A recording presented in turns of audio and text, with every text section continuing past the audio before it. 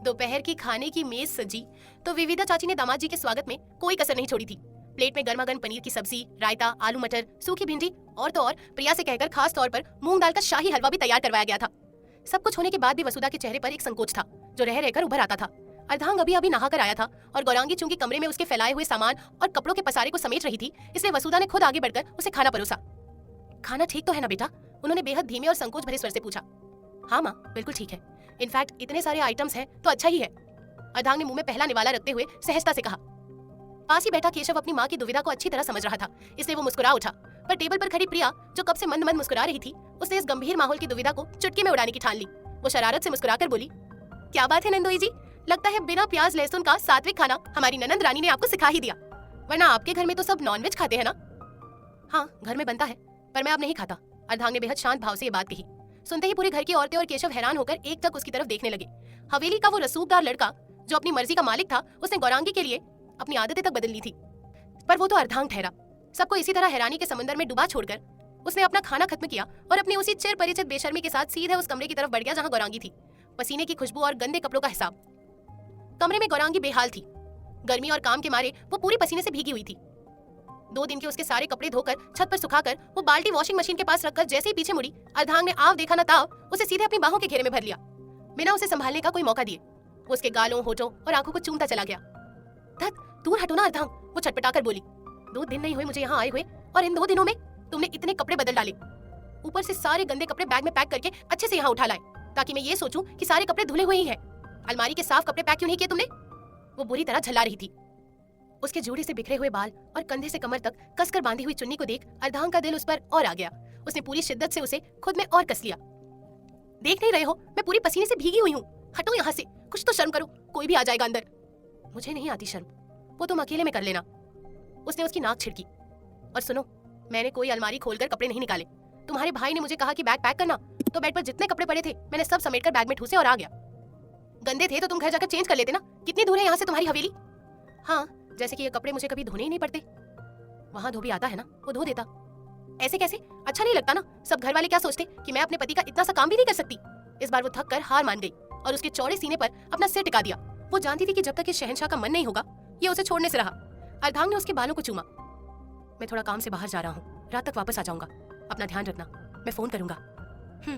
वो अभी भी उससे ही चिपक कर खड़ी थी कि अचानक बाहर आंगन से जोर जोर से चिल्लाने की आवाजें आने लगी। दोनों एक दूसरे से अलग हुए।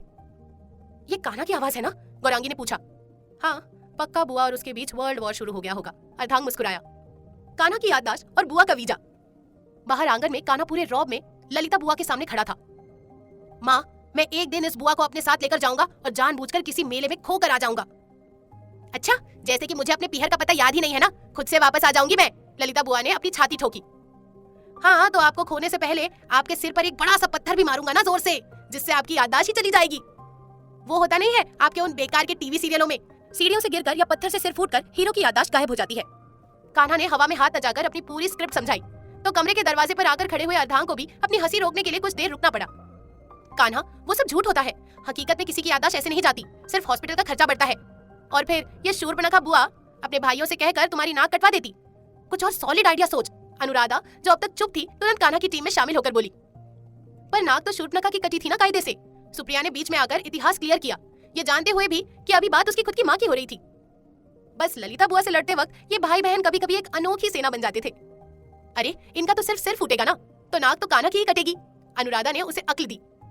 तो फिर ऐसा करता हूँ, कान्हा ने अपना शातिर दिमाग दोबारा दौड़ाया, इनका पासपोर्ट और वीजा बनवाकर इन्हें विदेश ले जाता हूँ। फिर वहाँ चुपके से इनका पासपोर्ट वीजा चोरी करके मैं इंडिया वापस आ जाऊंगा।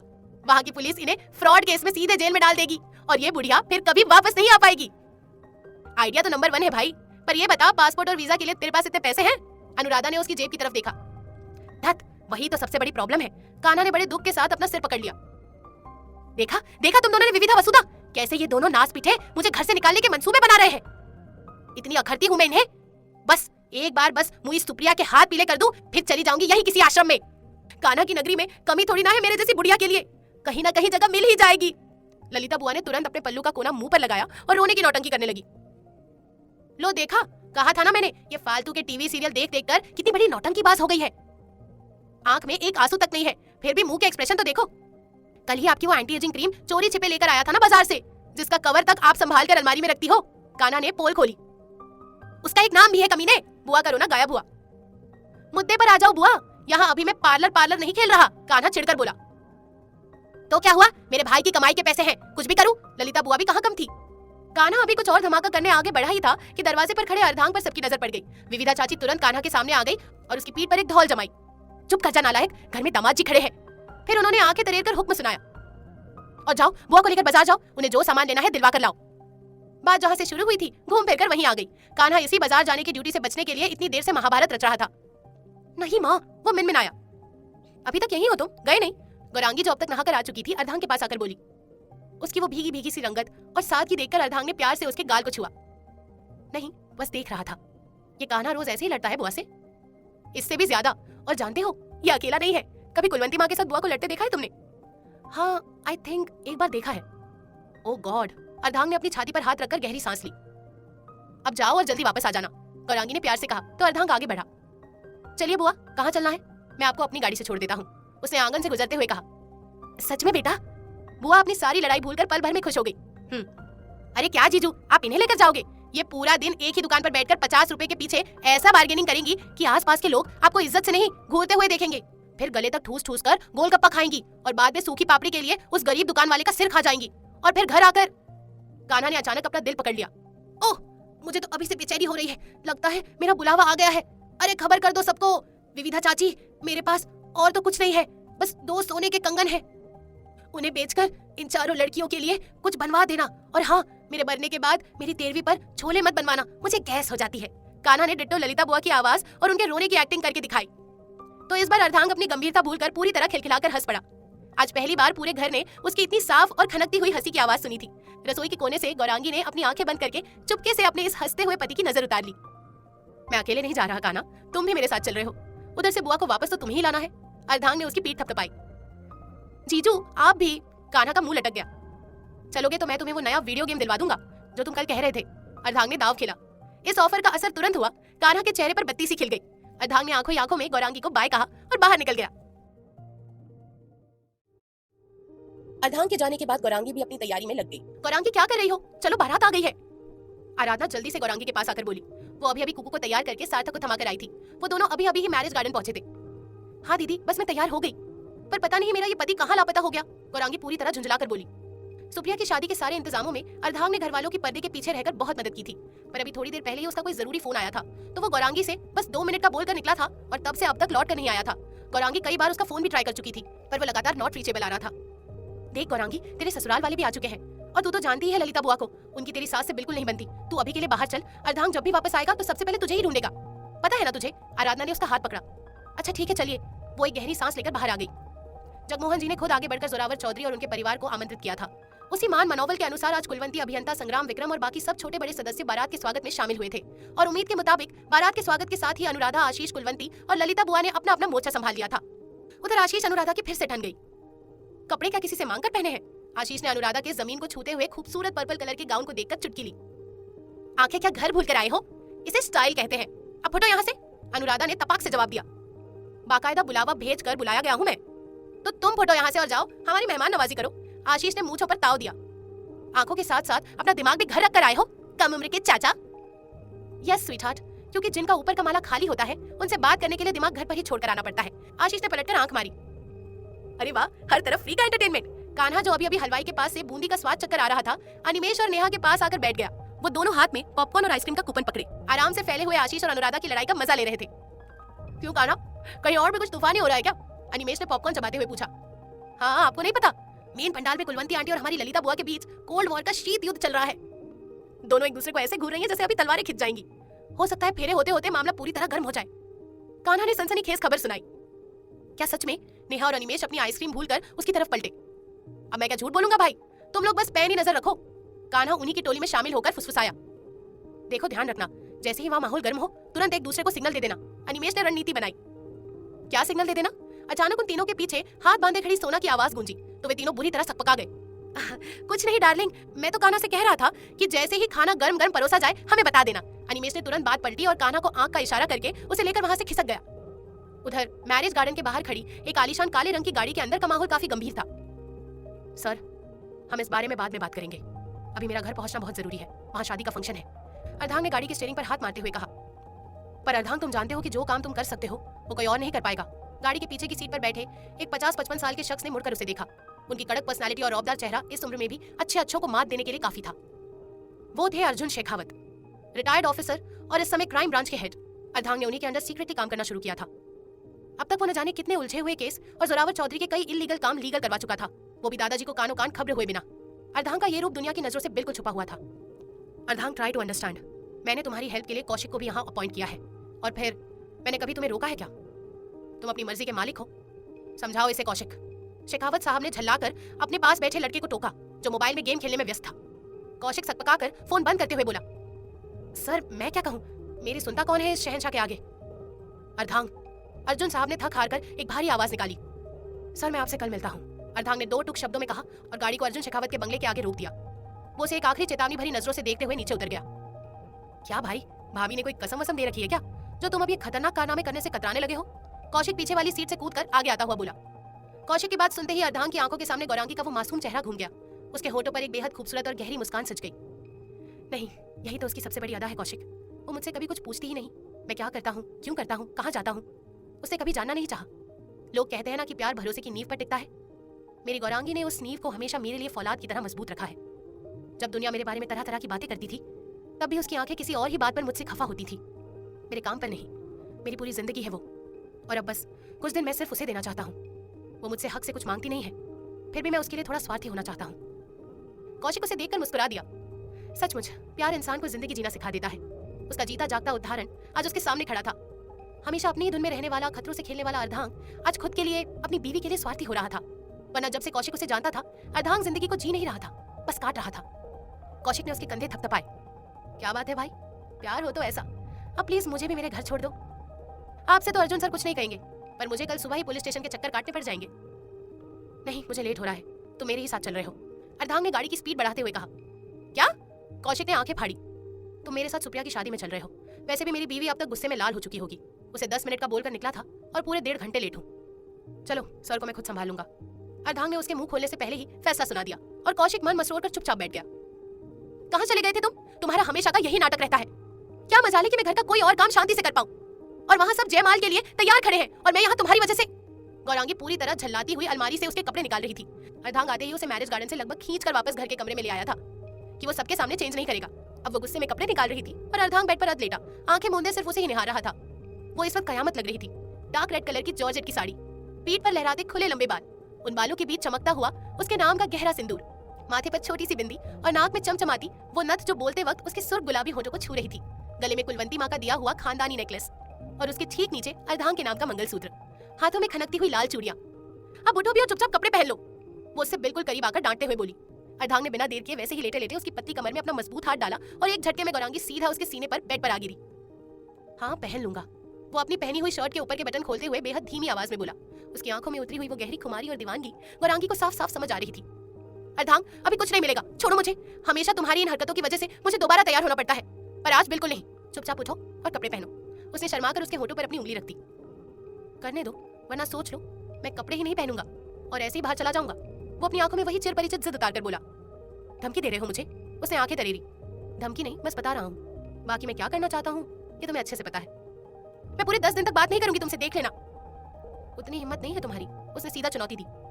मैं तुम्हारे साथ वापस हवेली भी नहीं जाऊंगी, यही मायके में रुक जाऊंगी, तो मैं भी यहीं जम जाऊंगा तब तक। ससुर जी के घर का खाना वैसे भी बहुत स्वादिष्ट है, वो बेहद करीब आकर फुसफुसाया। हटो, बहुत बुरे हो तुम। वो उसकी इस अटूट जिद के आगे पूरी तरह बेबस होकर मुस्कुरा पड़ी। अर्धांग के चेहरे पर एक विजयी मुस्कान आई और वो उसके होठों की तरफ झुक गया। अच्छा सुनो, सिर्फ एक छोटा सा किस करके जाने दोगे ना? बाकी मेरे बाल और मेकअप खराब मत करना प्लीज। उसने अपनी हिरनी जैसी आंखों से मासूमियत भरी इल्तिजा की। अर्धांग ने उसकी आंखों की उस मासूमियत को देखा, फिर धीमे से अपने होठ उसके पवित्र माथे पर रख दिए। वो उसे पूरी शिद्दत से चूमकर जैसे ही हटने को हुआ, गौरांगी ने खुद आगे बढ़कर उसके मजबूत कंधों को अपनी बाहों में कस लिया। उसकी उन गहरी आंखों में अपने लिए भरा हुआ वो बेपनाह प्यार, उसकी आगोश में आकर पूरी तरह बिखर जाने वाली उसकी वो मर्दाना शख्सियत, गौरांगी खुद उसके इस बेइंतहा इश्क के आगे हर बार बेबस हो जाया करती थी। सोच लो, अर्धांग ने उसकी आंखों के बदलते जज्बात और उसके इस बदले हुए कदम का इशारा समझकर गहरी आवाज में पूछा। सोच लिया। गौरांगी ने अपनी लज्जाती हुई पलकें झुका दी और बाहर बज रही शहनाई के शोर के बीच उस बंद कमरे में एक बार फिर उनकी धड़कनें आपस में विलीन होने लगी।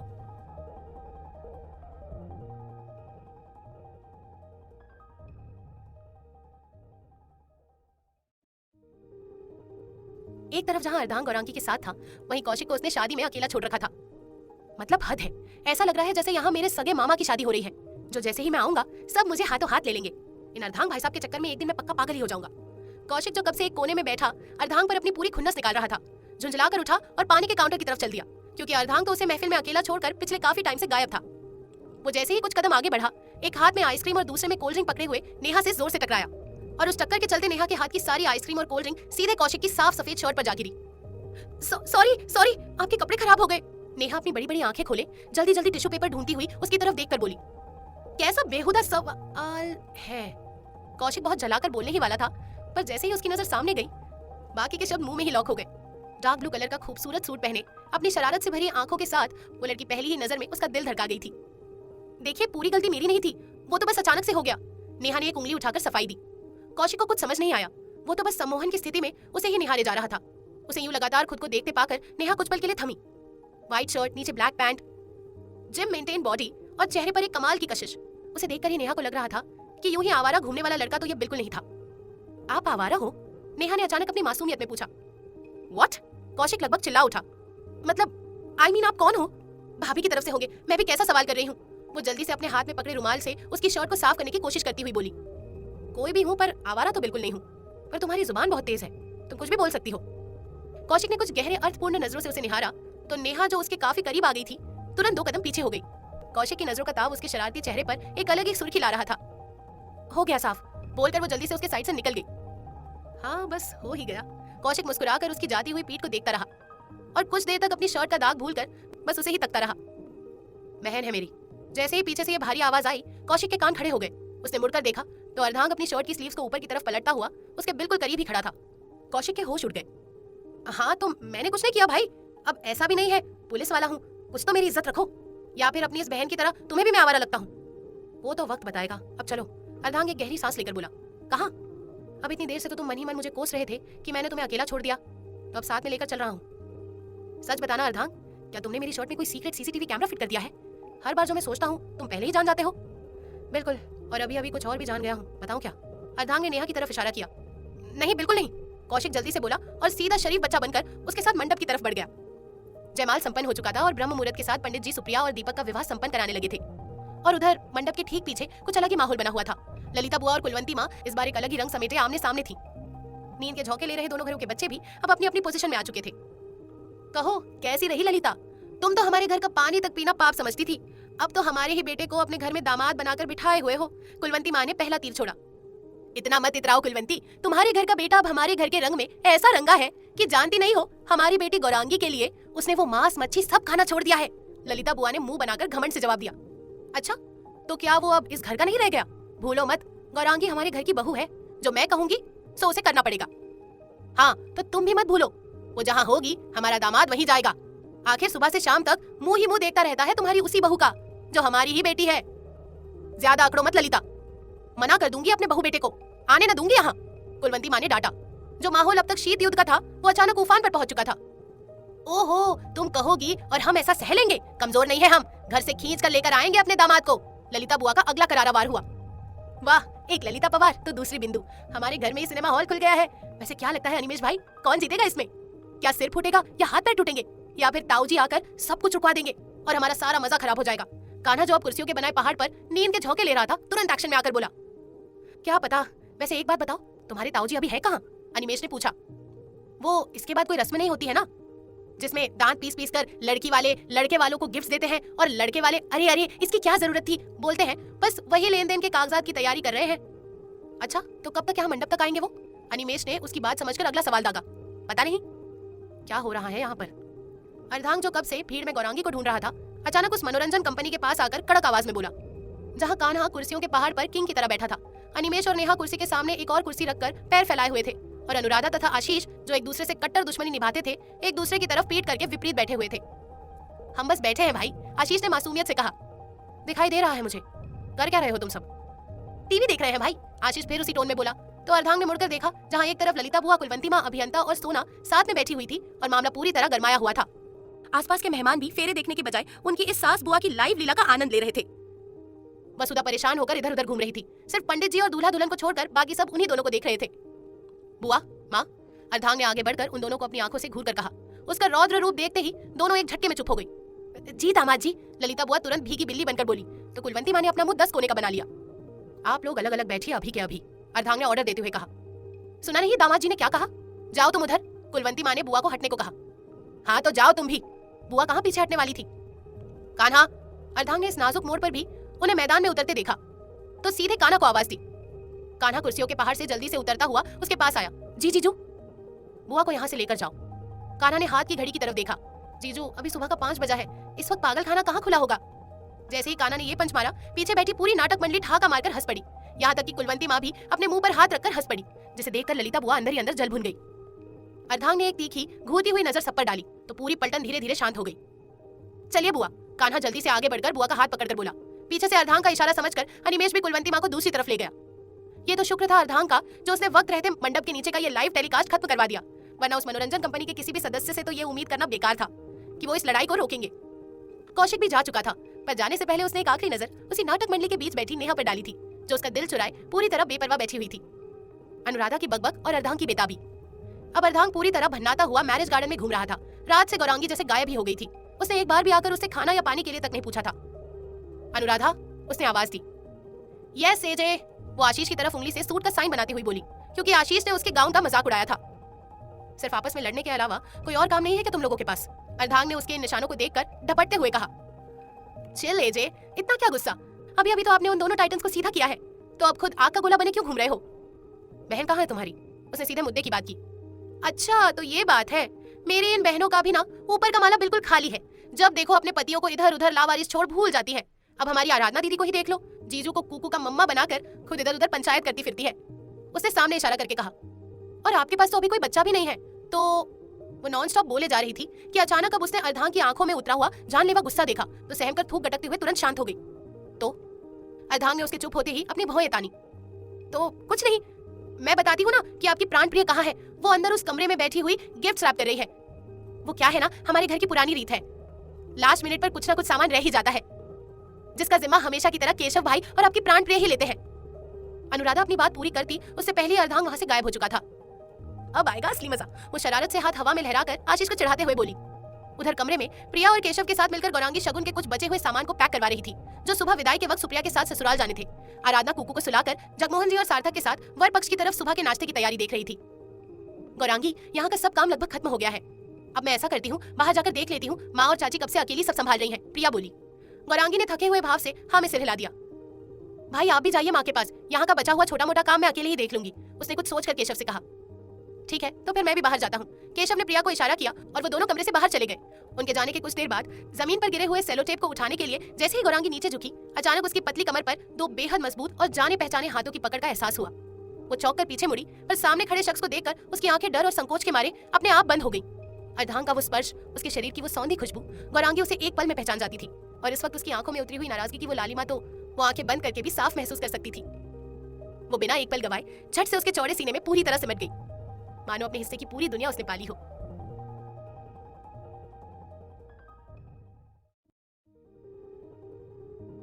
खाना क्यों नहीं खाया अभी तक? वो उसकी आगोश में सिमटी हुई हल्की सी मुस्कान से बोली। वो अच्छी तरह जानती थी कि वो नाराज होगा, फिर भी उसे उसकी ये मन मनोबल वाली नाराजगी बहुत अच्छी लगती थी। तुमने पूछा आकर? वो रूठा हुआ हमेशा की तरह बोला। गौरांगी ने नजर उठाकर उसकी तरफ देखा। आंखों में हल्की सी नाराजगी के लाल डोरे थे और बाल जो गर्मी की वजह से हल्के पसीने से भीगे भीगे से थे, उसके माथे और चेहरे पर आ रहे थे। गर्मी के असर से उसके होठों की सुर्खी कुछ और ही बढ़ गई थी। गौरांगी ने अपनी साड़ी का पल्लू उठाकर उसके माथे पर आए पसीने को पोंछना चाहा तो अर्धांग ने झटके से मुंह घुमा लिया। गौरांगी ने तुरंत उसके चेहरे को अपनी हथेलियों में थामकर अपनी तरफ घुमाया। गुस्सा हो? वो उसके गले में अपनी बाहें डालकर बेहद लाड से बोली। नहीं, वो उसकी इतनी गरीबी से पिघलता हुआ खुद को संभाल कर बोला। उसकी इस कमजोरी का फायदा अब गौरांगी को अच्छी तरह उठाना आ गया था। तो देख क्यों नहीं रहे हो मुझे? तुम देखती हो, है टाइम तुम्हारे पास? वो तुरंत तपाक से बोला। तो एक बेहद दिलकश सी मुस्कान गौरांगी के चेहरे पर सज गई। इस दुनिया की व्यस्त भागदौड़ में जहाँ लोग पैसे और कामयाबी के पीछे पागल से रहते हैं और रिश्ते महज अंडरस्टैंडिंग पर घिसटने लगते हैं, वहाँ अर्धांग का दिल खोलकर उससे यूं छोटे बच्चों की तरह शिकायत करना उसका नसीब ही तो था। प्यार मिलना किस्मत होती है और वो प्यार हर दिन एक नए रूप में बना रहे, ये भगवान का आशीर्वाद होता है और ये आशीर्वाद सिर्फ उसके हिस्से था। वो अभी उसे और मनाती इससे पहले ही दरवाजे पर आहट हुई और वो हड़बड़ाकर पीछे हटी। गौरांगी, अर्धांग, चलो, माँ कब से तुम दोनों को ढूंढ रही है, वहाँ शादी संपन्न हो चुकी है, आराधना आते आते बोली। गौरांगी तुरंत अर्धांग से अलग हुई। तो अर्धांग ने उसे एक तीखी नजर से घूरा और पैर पटकता हुआ बाहर की तरफ चला गया। इसे क्या हुआ? आराधना ने अचरज से पूछा। कुछ नहीं, नाराज है, गौरांगी मुस्कुराकर बोली। तेरा पति भी ना पूरा आइटम है गौरांगी, तुझ पर कब क्या रूप दिखाए पता ही नहीं चलता। मना लेना भाई, वरना याद है ना शादी से पहले एक बार नाराज हुआ था। हे भगवान, मेरी तो जान ही निकल गई थी उस दिन। कैसे तुझे सरेआम उठाकर ले गया था? आराधना बोली तो गौरांगी पुरानी यादों में खोकर खिलखिलाकर हंस पड़ी। आज भी वैसा ही है दीदी, और मुझे वो वैसा ही पसंद है। आप टेंशन मत लो, अच्छे से मना लूंगी। वो अपनी हंसी रोककर कुछ संजीदगी से बोली। आराधना ने मन ही मन उसकी आंखों की वो सच्ची चमक देखकर उन दोनों के इस प्यार को हमेशा सलामत रखने की दुआ मांग डाली। चढ़ती बेला के साथ कलेवा मिलनी और फिर विदाई की रस्म शुरू हुई। सुप्रिया गला फाड़ फाड़ कर अपने भाई बहनों के गले लग लग कर खूब रोई और आखिरकार अपने पिया के घर चली गई। ललिता बुआ भी अपनी इकलौती संतान को विदा करके पल्लू से आंसू पोंछती हुई आंगन में एक कोने में बैठ गई। जवानी की दहलीज पर कदम रखते ही पति का साथ छूट गया था, जो उन्हें वापस भाइयों के घर ले आया था। सुप्रिया तब महज 12 साल की थी। यहाँ भाइयों के बच्चों के साथ लड़ते झगड़ते पालते पोसते दिन बीत गए, पर अपनी जाई औलाद की विदाई की तकलीफ तो माँ के दिल को ही पता होती है। सुप्रिया के जाने के बाद बाकी सब मेहमान भी धीरे धीरे जाने लगे। कैसी विडंबना है ना, लड़की की विदाई क्या हुई, ऐसा लगता है जैसे सब कुछ होते हुए भी घर कुछ पल के लिए बिल्कुल खाली और सुनसान सा हो गया हो।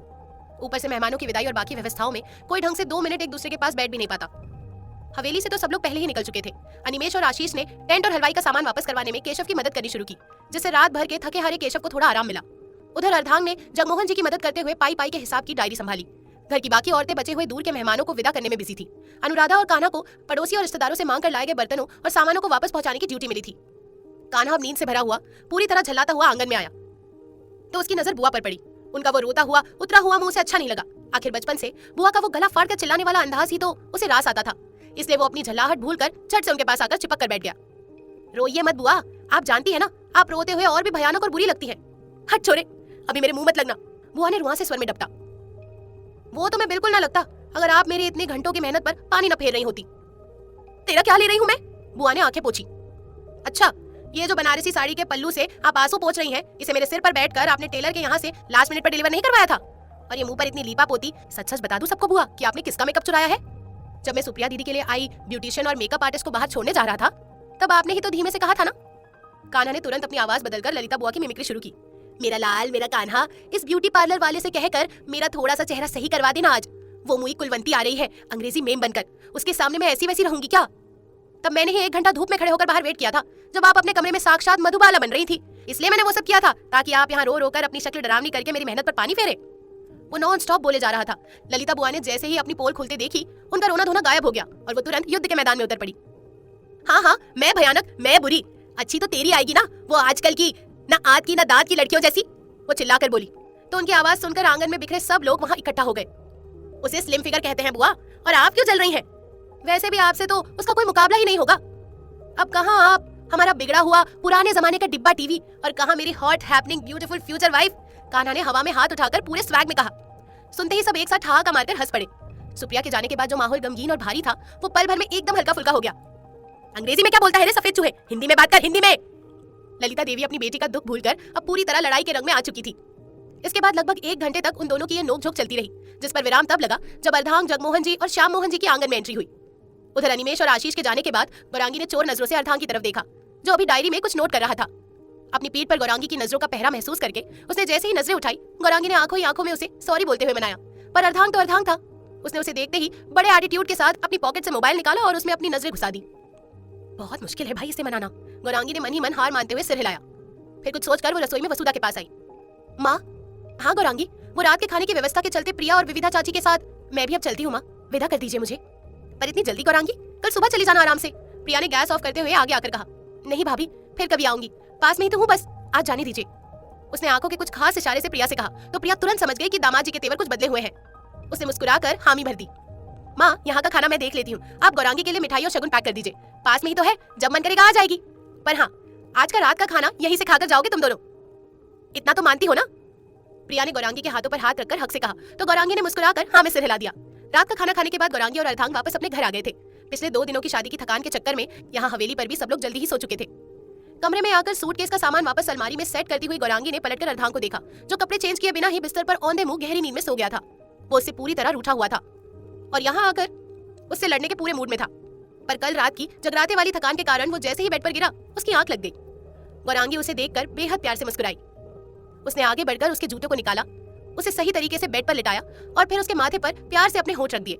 इसके बाद वो खुद भी चेंज करके उसके बगल में आकर लेट गई, ये पूरी तरह अनभिज्ञ होकर कि उसके अतरंगी पति परमेश्वर दिमाग में कुछ और ही खिचड़ी पकाकर बैठे हैं। रात के लगभग ठीक 3 बजे अरधांग के मोबाइल पर लगा हुआ एक सीक्रेट अलार्म धीरे से बज उठा। अलार्म की वाइब्रेशन होते ही उसकी आंखें झट से खुल गई। कल देर रात तक सारा सामान सेट करने के कारण बहुत थकी हुई गौरांगी इस समय उसके बेहद करीब सो रही थी, इसलिए वो अलार्म की आवाज सुन नहीं पाई। प्याजी कलर की सिंपल कॉटन की साड़ी पहने वो अपना एक हाथ उसके सीने पर रखे सोई हुई थी। अब अरधांग की रात भर की नाराजगी एक तरफ थी और उसका दीवानापन एक तरफ। उसने झट से आगे बढ़कर सोते हुए उसके गुलाबी होठों को कसकर चूम लिया। अचानक सांस रुकने के हल्के से एहसास से गौरांगी नींद में ही थोड़ा कसमसाई, करवट बदली और फिर से गहरी नींद के आगोश में समा गई। अर्धांग की आधी रात वाली अतरंगी आदतों की अब उसे आदत हो चुकी थी। अर्धांग बिल्ली के पैर रखते हुए झट से नीचे आया और सीधे अनिमेश के कमरे का दरवाजा खटखटाया। नींद में गिरती पड़ती हुई सोना ने आंखें मलते हुए गेट खोला। देवर जी, आप इस वक्त, कुछ काम था क्या? इतना बोलकर वो सोना की साइड से निकलता हुआ सीधे अनिमेश के पास आया, जो बेड पर घोड़े बेचकर सो रहा था। अर्धांग आगे बढ़ा और उसने बिना कोई रहम खाए अनिमेश का हाथ पकड़कर उसे एक झटके में बेड पर सीधा बिठा दिया। कौन है, कौन है भाई? अनिमेश हड़बड़ाकर एकदम से चिल्लाया। फिर सामने अर्धांग का शांत चेहरा देखकर अपना मुंह बना लिया। अरे यार अर्धांग, क्या दुश्मनी है भाई तेरी मुझसे? और ये बता, तेरा हर जरूरी काम मुझसे इस आधी रात को ही क्यों तुझे याद आता है? मैंने आपसे कुछ कहा था भाई। वो उसकी बकबक को पूरी तरह इग्नोर करके गंभीर आवाज में बोला। हाँ हाँ बाबा, दे रहा हूँ। बोलते हुए अनिमेश ने चिढ़कर साइड ड्रॉवर से एक मोटा सा लिफाफा निकाला और उसकी तरफ बढ़ा दिया। अर्धांग ने वो लिफाफा अपने हाथ में ले लिया। सुबह घर पर सबको बता देना। इतना बोलता हुआ वो तेजी से कमरे से बाहर निकल गया और अनिमेश बड़बड़ाता हुआ दोबारा रजाई तानकर बिस्तर में घुस गया। आदतन गौरांगी की आंखें सुबह के ठीक 5 बजे खुली तो उसे अपने आसपास एक अलग ही एहसास हुआ। हवा में वो चिर परिचित सुगंध नहीं थी और पीठ के नीचे का गद्देदार एहसास भी बदला हुआ था। ये कमरे का बिस्तर तो बिल्कुल नहीं था। उसने अपनी भारी आंखें बड़ी करके हैरान परेशान होकर आसपास देखा तो माजरा समझ आते ही उसके होश उड़ गए। उसके अतरंगी कारनामे करने वाले पति परमेश्वर ने सुबह सुबह एक और नए रोमांचक क्रियाकलाप को अंजाम तक पहुंचा दिया था। तो हुआ यूं था कि अर्धांग उसे रात में वैसे ही सोती हुई हालत में बिना जगाए गोद में उठाकर लाया था और गाड़ी की पिछली सीट पर चादर उड़ाकर चुपचाप लिटा दिया था। अब गाड़ी हाईवे की सुनसान सड़क पर रफ्तार भर रही थी। गाड़ी रोको अर्धांग, अभी के अभी गाड़ी रोको! वो सब कुछ समझकर तेजी से चिल्लाई, पर उसके इस तरह चीखने चिल्लाने का गाड़ी चला रहे अर्धांग पर लेस मात्र भी फर्क नहीं पड़ा। उसने स्पीड कम करने के बजाय एक्सीलेटर और दबा दिया। गौरांगी ने हार नहीं मानी। वो जल्दी से पिछली सीट से उठकर आगे आई और उसके पास वाली फ्रंट सीट पर सेटल हो गई। कहाँ जा रहे हैं हम? और जा भी रहे हैं तो कम से कम मेरी हालत तो देखो। वो अपने उलझे हुए खुले बालों, सिलवटों से भरी सूती साड़ी और नंगे पांव की तरफ इशारा करके कुछ चिल्लाकर बोली। तुम खुद बताओगे कि हम कहाँ जा रहे हैं या मैं चलती गाड़ी से यहाँ से कूद जाऊं? उसने जल्दी जल्दी गाड़ी का डोर लॉक खोलने की कोशिश की पर वो पूरी तरह सेंट्रली लॉक था। वो बेबसी से एक बार फिर उस जिद्दी बच्चे जैसे अपने पति को देखने लगी, जो आज शायद उसकी सारी अकल ठिकाने लगाने की पूरी तैयारी करके घर से निकला था। बोलो अर्धांग, वरना आज से पूरे 1 महीने तक मैं तुम्हें नहीं जानती, ना बात करूंगी। उसने अपनी तरफ से आखिरी और सबसे बड़ा पासा फेंका। इस धमकी का असर ऐसा हुआ कि गाड़ी में एकदम से जोरदार ब्रेक लगे। टायर चू चू करके सड़क पर घिसट गए। गौरांगी की आंखें ये सोचकर चमक उठी कि उसकी धमकी काम कर गई, पर उसकी ये जीत ज्यादा देर टिक नहीं सकी। अर्धांग पलक झपकते ही उसकी तरफ पलटा और सीधा उसके ऊपर आकर उसके गालों, होठों और गले को पूरी शिद्दत से चूमता चला गया, यहाँ तक कि उसने गौरांगी का पल्लू हटाकर उसके दोनों हाथों को अपने एक मजबूत हाथ में जकड़ लिया। अगले 5-10 मिनटों में वो अपनी दीवानगी की छुअन से उसे ये अच्छी तरह एहसास करवा चुका था कि ये जो धमकी तुमने मुझे दी है ना, इसका मुझ पर रत्ती भर भी फर्क नहीं पड़ने वाला। वो थोड़ा पीछे हटा। उसने खुद आगे बढ़कर गौरांगी की साड़ी का पल्लू उठाया, उसे सलीके से कंधे पर पिनअप किया और वापस अपनी सीट पर आकर बैठ गया। उसने अपनी उंगलियों से अपने बिखरे बालों को सेट किया और अपने होठों को जीभ से तर करते हुए गौरांगी की तरफ एक चढ़ाने वाला कातिलाना लुक दिया और गाड़ी वापस अपने रूट पर दौड़ा दी। राजकुमारी के ताने और मोगली का प्यार। अर्धांग का ये खामोशी से लड़ना और अपनी मर्जी चलाना गौरांगी को पूरी तरह हरा चुका था। वो अपनी हार बर्दाश्त नहीं कर पाई और थोड़ी ही देर बाद मोटे मोटे आंसू उसके गोरे गालों पर ढकल आए। जैसे ही अर्धांग ने उसकी आंखों की नमी को महसूस किया, स्टीयरिंग व्हील पर उसकी मुट्ठियां कस गई। उसने एक बार फिर गहरी सांस ली, गाड़ी को सड़क के किनारे दोबारा साइड में लगाया और बिना एक पल गवाए गौरांगी को एक झटके में खींचकर सीधा अपनी गोद में बिठा लिया। रोना बंद करो, वो उसकी भीगी हथेलियों को अपने गालों से साफ करते हुए तेजी से बोला, पर अर्धांग की इस कड़क आवाज पर गौरांगी और बिलख पड़ी। नहीं, मुझे रोना है। कुछ तो मेरे मन का हो इस जिंदगी में, तुम मुझे अपने मन का तो कुछ करने ही नहीं देते। वो उसकी फौलादी बाहों के घेरे में मचलती हुई सुबक कर बोली। अच्छा, तो तुम अभी ये कह रही हो कि मैं तुम्हें तुम्हारे मन का कुछ करने नहीं देता? ये जो तुम 2400 घंटे मेरे सर पर बैठकर तांडव नाच नाचती हो, इसमें भी तुम्हारे मन का कुछ नहीं होता है क्या? अर्धांग ने उसी कड़क टोन में पूछा। मैं कब नाची? और तुम्हारे राज में ये मुमकिन है क्या? हर समय तो तुम मुझे ये बड़ी बड़ी आंखें दिखाकर डराते रहते हो, और तुम तो जैसे बहुत डर जाती हो मुझसे। करती तो फिर भी अपने ही मन की हो ना? हाँ, तो उसके बाद घूम घूम कर तुम्हारे आगे पीछे तुम्हें मनाती भी तो हूं ना, वो याद नहीं है तुम्हें? वो रोना भूलकर अब आराम से उसकी गोद में सेट हो गई और उसकी छाती पर उंगली टिकाकर उसी से पूरे रौब से लड़ने वाली मुद्रा में आ चुकी थी। हाँ तो मनाओगी ही, काम ही तुम्हारे ऐसे हैं। कभी ये शादी, कभी वो शादी, कभी ये रस्म, कभी वो रस्म। पूरी दुनिया का सब कुछ तुम्हें ही देखना है। बस मेरी ही ना कोई शादी हुई है और ना मेरी कोई बीवी है।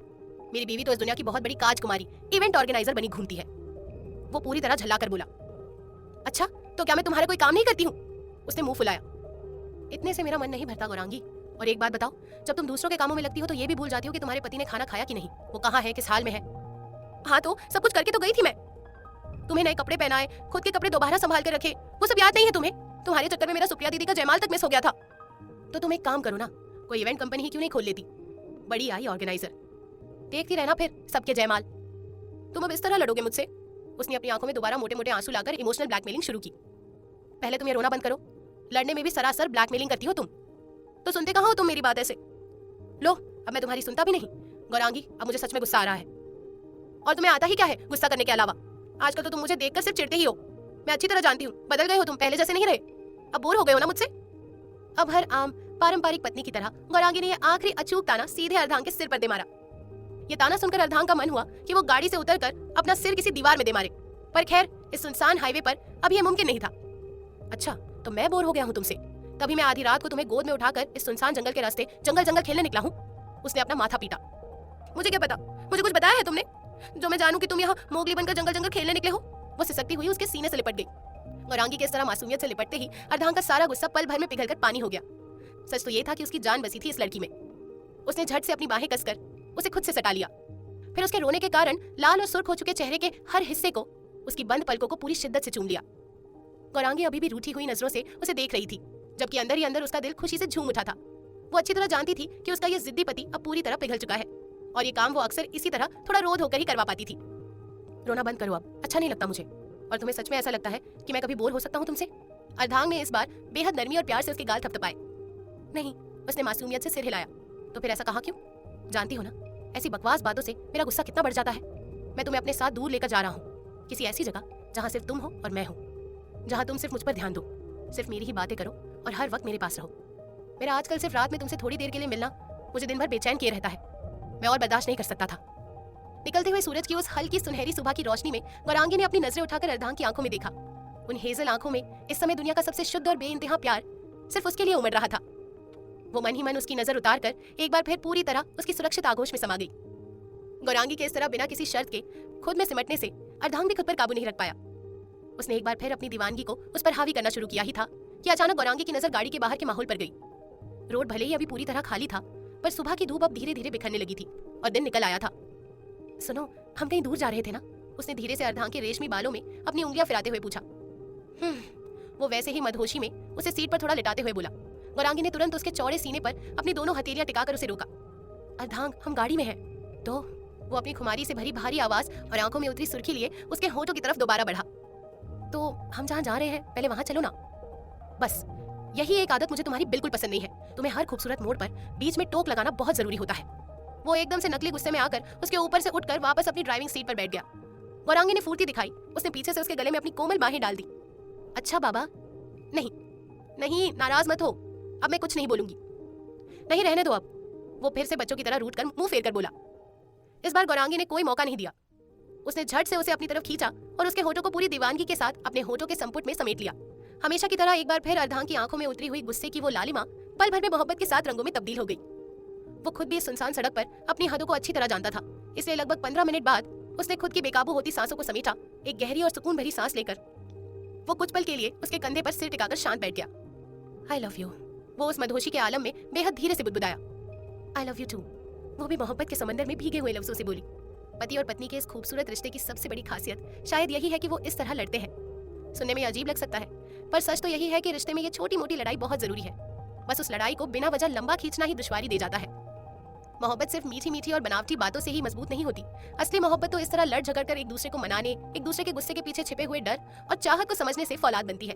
अर्धांग कितना भी लड़ ले, झगड़ ले या अपनी मर्जी चला ले, पर वो दिल से जानता था कि आगे भी गौरांगी अपनी जिम्मेदारियों और काम के चक्कर में उसे कभी कभी भूल जाएगी। और गौरांगी वो भी बहुत अच्छे से जानती थी कि उसका ये सनकी पति फिर उठेगा, लड़ेगा और दुनिया भर के ताने उसके सिर पर मारेगा। पर यही तो इस रिश्ते का सबसे खूबसूरत रंग था। दिल की गहराइयों में उतरती हुई वो रूठ कर जाने के बाद उससे मिलने की बेचैनी, वो तड़प कर एक दूसरे का इंतजार करना, वो छोटे मोटे गिले शिकवे और वो हर एक एहसास जो प्यार को अधूरा छोड़कर भी पूरा करता है, उसे पूरी तरह संपूर्ण बनाता है। ऋषिकेश के सुंदर और मनमोहक नजारों